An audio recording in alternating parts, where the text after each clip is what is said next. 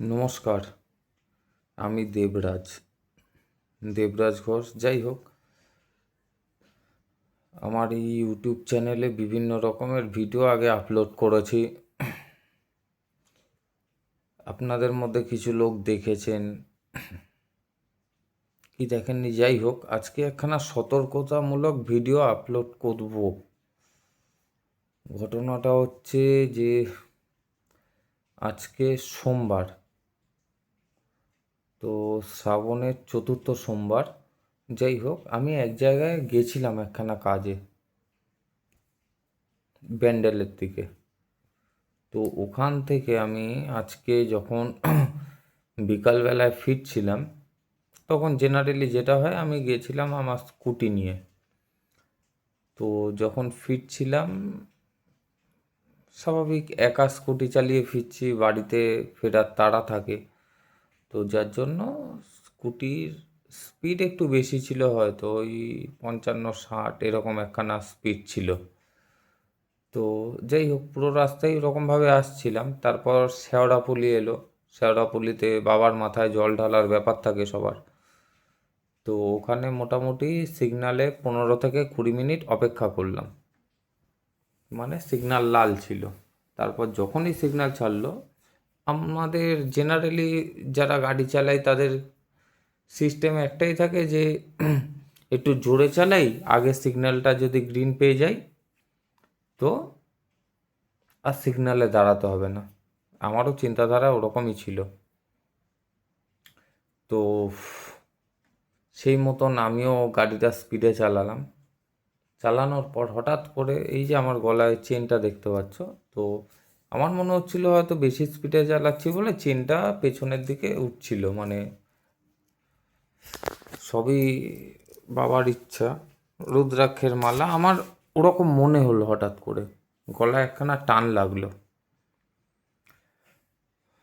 তো আমি চেনটা ঠিক করতে গেলাম, মানে মোটামুটি গাড়ি তখন 55-60 কিলোমিটার/আওয়ার বেগে।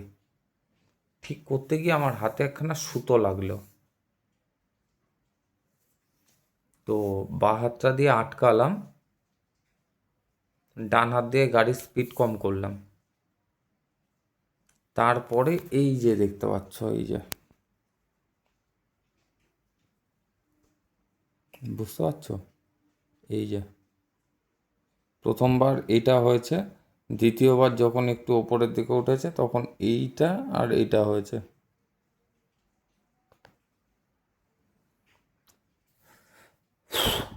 কপাল খুব ভালো, এই যাত্রা হয়তো বেঁচে গেলাম। তারপর আমার গাড়ি চালাতেই ভয় লাগছিল। রাস্তার আশেপাশে কেউ ছিল না। তো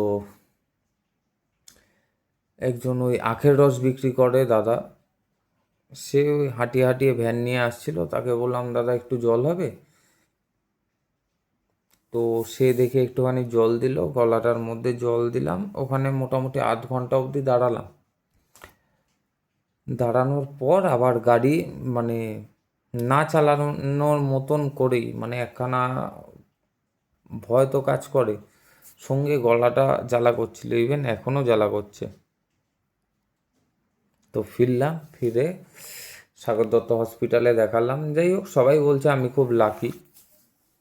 তো যাই হোক, সত্যি আমি লাকি, যার জন্য ওই আজকের দিনে দাঁড়িয়েও তোমাদের সাথে কথা বলতে পারছি। তো আমার গভর্নমেন্টের কাছে একখানাই রিকোয়েস্ট, মানে হঠাৎ করে গভর্নমেন্ট চলে এলো মাঝখান দিয়ে, আমার মতে আসা উচিত। অনেক কিছু হচ্ছে রাস্তার আশেপাশে, যেগুলো ইল্লিগাল কনস্ট্রাকশান, ইল্লিগাল বাজার, ইল্লিগাল ফুটপাথ যারা দখল করেছে, হ্যান ত্যান সব উচ্ছেদ হচ্ছে, সব ঠিক আছে, মানে গভর্নমেন্ট যেটা চিন্তা করছে আমি তার এগেনস্টে গিয়ে কিছু বলবো না। আমি আমার দিক দিয়ে একখানা কথা গভর্নমেন্টের কাছে মানে বলতে চাইছি, যে প্লিজ, বর্তমানে যেই সুতো, যেই মাঞ্জা সুতো, মাঞ্জা মানে কি, নাইলনের একটা মোটা সুতো হয়, আপনারা অনেকেই জানেন। তো ওই সুতো ডেঞ্জারাস, মানে কোথায় পড়ে আছে চোখে দেখাও যায় না, আগেকার দিনের সুতোগুলো মনে হয় টানলে ছিঁড়ে যেত, মনে হয় না ছিঁড়ে যেত, ঘুড়ি আমিও উড়িয়েছি। এখনকার সুতো ছেড়ে না, মানে আমি তো এই যাত্রায় বেঁচে গেলাম। আমার মতন অনেক মানুষ আছে হয়তো এই যাত্রা দিয়ে ফিরে আসতে পারে না, তাদের গল্পটা অসম্পূর্ণই থেকে যায়। তো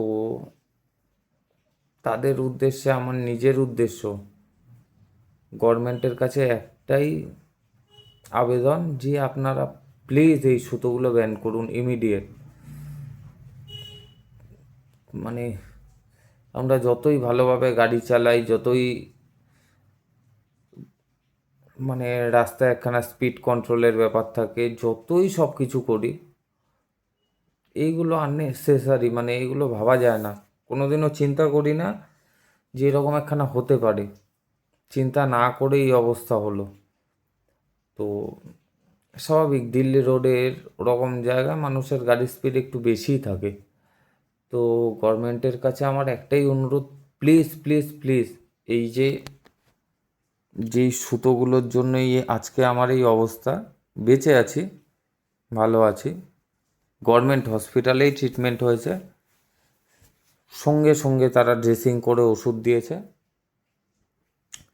আমি চাই না এরকমভাবে কারোর প্রাণহানি হোক।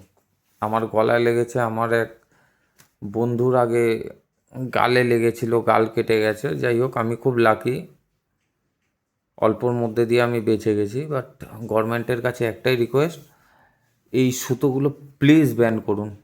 আর তোমরা যারা দেখছো, একজন হোক, দুজন হোক, যেই দেখো, যেখান দিয়েই দেখো ভিডিওটা, প্লিজ শেয়ার করে, মানে